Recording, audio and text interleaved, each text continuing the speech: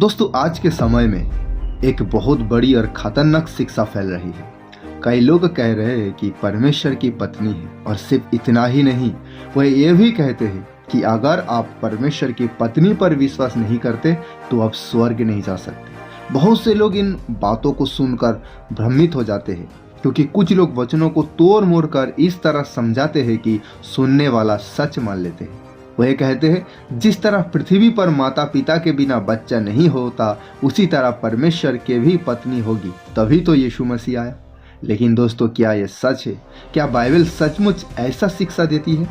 आज हम भावनाओं से नहीं, बल्कि हम परमेश्वर के पवित्र वचन को एक एक करके खोलेंगे, हर आयत को ध्यान से पढ़ेंगे और समझेंगे कि सच्चाई क्या है।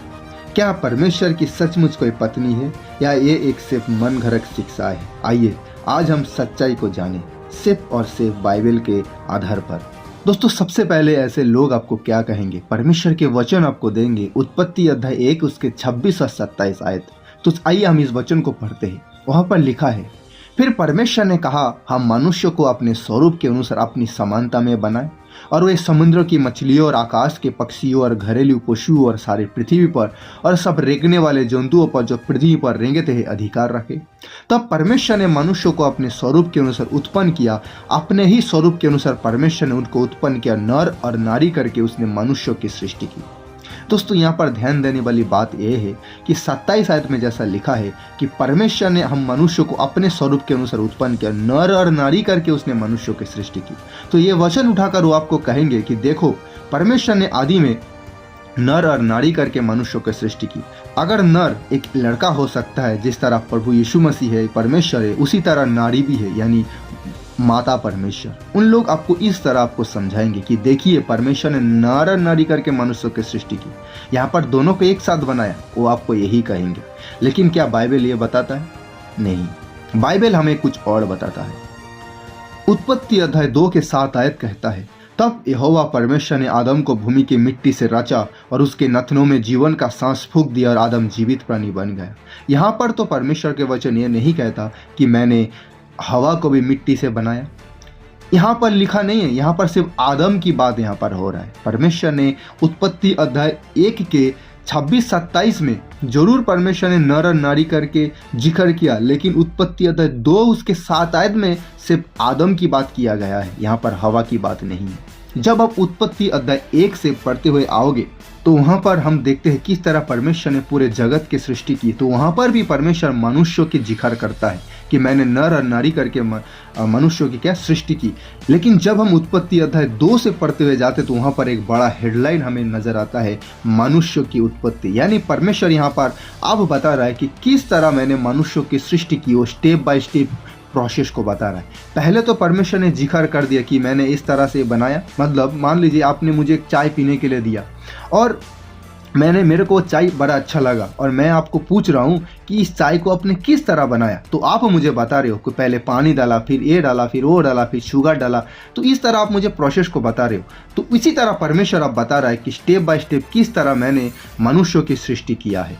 तो यहाँ पर उत्पत्ति अध्याय 2 उसके 7 आयत में परमेश्वर ने आदम को बनाया।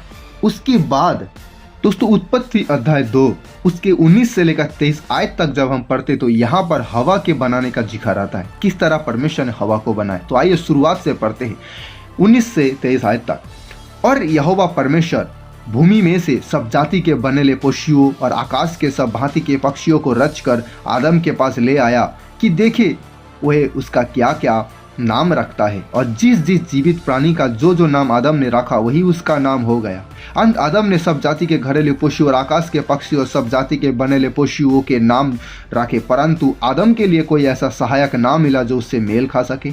तब यहोवा परमेश्वर ने आदम को भारी नींद में डाल दिया, और जब वह सो गया तब उसने उसकी एक पसली निकालकर उसकी जगह मांस भर दिया। और यहोवा परमेश्वर ने उस पसली को जो उसने आदम में से निकाली थी स्त्री बना दिया, और उसको आदम के पास ले आया।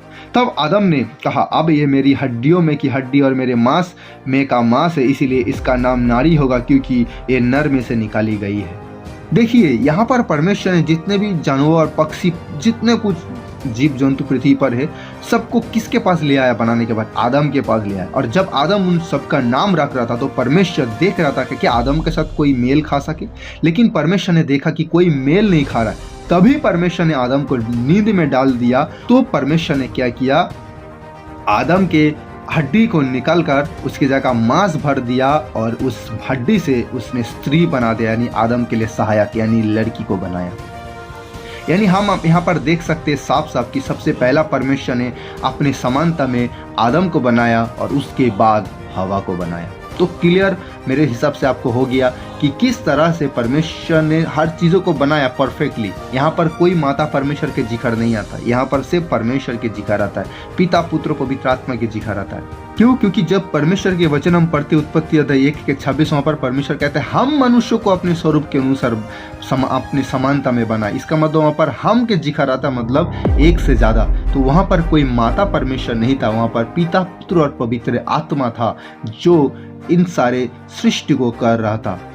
अभी अगर हम पढ़े 1 कुरिन्थियों अध्याय 11 उसके 7, 8, 9 आए तो वहाँ पर क्या लिखा है, हाँ पुरुष को अपना सिर ढकना उचित नहीं क्योंकि वह परमेश्वर का स्वरूप और महिमा है, परंतु स्त्री पुरुष की महिमा है क्योंकि पुरुष स्त्री से नहीं हुआ परंतु स्त्री पुरुष से हुई है, और पुरुष स्त्री के लिए नहीं सिरजा गया परंतु स्त्री पुरुष के लिए सिरजा गई है। यहाँ पर परमेश्वर का वचन क्या कह रहा है, पुरुष को सिर ढकना उचित नहीं क्योंकि वह परमेश्वर का स्वरूप और महिमा है। यहाँ पर परमेश्वर ये भी कह सकता था कि स्त्री भी जो है वो परमेश्वर का भी स्वरूप है, लेकिन यहाँ पर परमेश्वर ने कहा, ये नहीं कहा। परमेश्वर ने क्या कहा, पुरुष मेरा स्वरूप है, यानी लड़का लोग हम परमेश्वर के स्वरूप है, परमेश्वर ही है, परमेश्वर सी नहीं है। इसका मतलब साफ है कि परमेश्वर का कोई पत्नी नहीं है।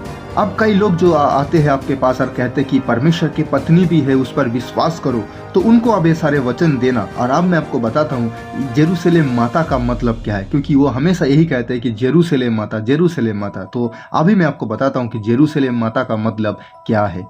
लूका अध्याय 19 उसके 41 आयत में, जब वह निकट आया तो नगर को देखकर उस पर रोया।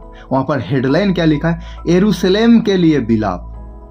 यरूशलेम का मतलब क्या होता है जानते हो? यरूशलेम का मतलब होता है शांति का नगर। यरूशलेम का मतलब होता है शांति का नगर। लेकिन यहां पर बाइबल कहता है जब वह निकट आया तो नगर को देखकर रोया, यानी यीशु मसीह यरूशलेम को देखकर रोया। क्यों रोया आगे में हम जानते। 70 AD में जब यीशु मसीह पुनरुत्थान पाकर, मतलब जीवित होने के बाद, पुनरुत्थान के बाद जब स्वर्ग चला गया, उसके बाद 40 साल बाद क्या हुआ, यरूशलेम के ऊपर में अटैक हुआ। अगर यरूशलेम शांति का घर था तो फिर विपत्ति क्यों पड़ा उस पर? फिर क्यों इतने संघर्ष, इतने लड़ाई उस पर आज भी चल रहा है? परमेश्वर कौन से यरूशलेम की बातें कर रहा है जो आज लोग आकर कहते हैं यरूशलेम माता, यरूशलेम माता कहते हैं? यरूशलेम माता का रियल मतलब क्या है? गलातियों 4:26 पर क्या लिखा है, पर ऊपर की यरूशलेम स्वतंत्र है और वह हमारी माता है, वह हमारी माता है। ऊपर की यरूशलेम की बातें कर रहा है, जहां पर कोई दुख नहीं, कोई दर्द नहीं, कोई संघर्ष नहीं, कोई पीड़ा नहीं, कोई श्राप नहीं, जहां आजादी है, जहां लड़ाई झगड़ा, क्रोध, ईर्षा, घमंड, अभिलाषा कुछ नहीं। उस यरूशलेम की बात यहाँ पर परमेश्वर कर रहा है, और वह हमारी क्या है, माता है। ऊपर के यरूशलेम का मतलब क्या है जानते हो? फिलिपियों 3:20, पर हमारा सब देश स्वर्ग पर है और हम एक उद्धारकर्ता प्रभु यीशु मसीह के वहां से आने की बाट जो रहे हैं। हमारा सब देश, हमारा घर कहाँ है? स्वर्ग पर है। और हम किसकी इंतजार कर रहे हैं आने की? यीशु मसीह की, क्योंकि यीशु मसीह हमें ले जाएगा इस पृथ्वी से उठाकर। और कहाँ ले जाएगा? यरूशलेम में। प्रकाशित वाक्य 21:1-2, फिर मैंने नए आकाश और नई पृथ्वी को देखा और पहला आकाश और पहली पृथ्वी जाती रही और समुद्र भी ना रहा। फिर मैंने पवित्र नगर नए यरूशलेम को स्वर्ग से परमेश्वर के पास से उतारते देखा। वह उस दुल्हन के समान है जो अपने पति के लिए श्रृंगार किए हो, यानी सजाया हुआ वो नए यरूशलेम। अब एक पृथ्वी क्या है? नहीं रहा, समुद्र भी नहीं रहा, आकाश भी नहीं रहा। तो अब परमेश्वर के वचन कहता है कि जो उस पर विश्वास करेगा, हम सभी लोग जानते हैं कि मार्ग, सत्य, जीवन यीशु है, जो उस यीशु मसीह पर विश्वास करेगा वही नए यरूशलेम में जाएगा, वही शांति के नगर यरूशलेम में जाएगा। परमेश्वर अपने वादों को पूरा करेगा। यहाँ पर परमेश्वर ने कहीं पर लिखा बाइबल के अंदर कि अगर तुमने माता परमेश्वर मेरे बीबी के ऊपर अगर विश्वास नहीं किया तुम स्वर्ग नहीं आ सकते।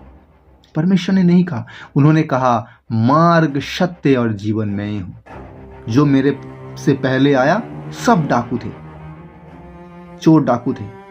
जो मुझ पर विश्वास करेगा वो अनंत जीवन पाएगा। यानी यीशु ही है वो चाबी जो आपको नए यरूशलेम में पहुंचाए, यानी उस माता के गोद में। जिस तरह अब्राहम की गोद को हम कहते हैं ना पैराडाइज को, उसी तरह उस नए यरूशलेम को हम माता कहते हैं। जिस तरह आज हम इंडिया में रहते, हम इंडिया को क्या कहते हैं, भारत माता, यानी एक हमारे माँ के समान है कि जिस भूमि के ऊपर हम जन्म लिए रहा एक माँ के समान है। इसी तरह हम उस नए यरूशलेम में रहेंगे जिसे बाइबल यरूशलेम माता कहते हैं।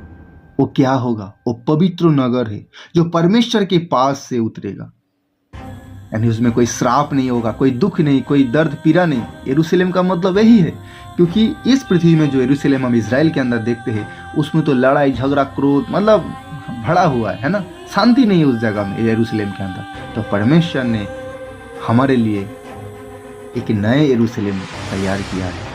वहाँ पर वही जाएगा जो यीशु मसीह पर विश्वास करेगा, ना कि माता परमेश्वर के। कोई माता परमेश्वर नहीं है दोस्तों।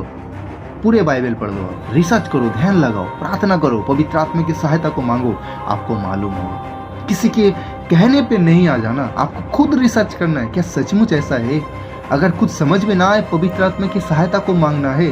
सिर्फ एक ही की बात सुनो और दूसरों को छोड़ दो, ये तो नहीं हो सकता। आप सुनो सबकी, लेकिन आपको करना वही है जो बाइबल आपको कहता है। हालेलुया। तो उम्मीद करता हूँ मेरे दोस्तों आप समझ चुके हो कि नए यरूशलेम का मतलब क्या है। अब आपको कोई भरमा ना सकेगा। इन सारे वचनों को अपने डायरी में लिख कर रखना। नेक्स्ट वीडियो में आपको बताऊंगा यही लोग आकर ये कहते हैं कि तुम शनिवार को चर्च क्यों नहीं जाते। शनिवार को हमें चर्च जाना चाहिए क्योंकि पुराना नियम में लिखा है, बाइबल में लिखा है। तुम संडे को क्यों मनाते हो? इस विषय के ऊपर में भी हम बातें करेंगे नेक्स्ट वीडियो में। तो ये वीडियो दूसरों के साथ, अपने दोस्त परिवार सभी के साथ शेयर करना, और अगर आप मेरे चैनल पर नए हो तो सब्सक्राइब करके रखना। परमेश्वर आप सभी को बहुत से आशीष दे।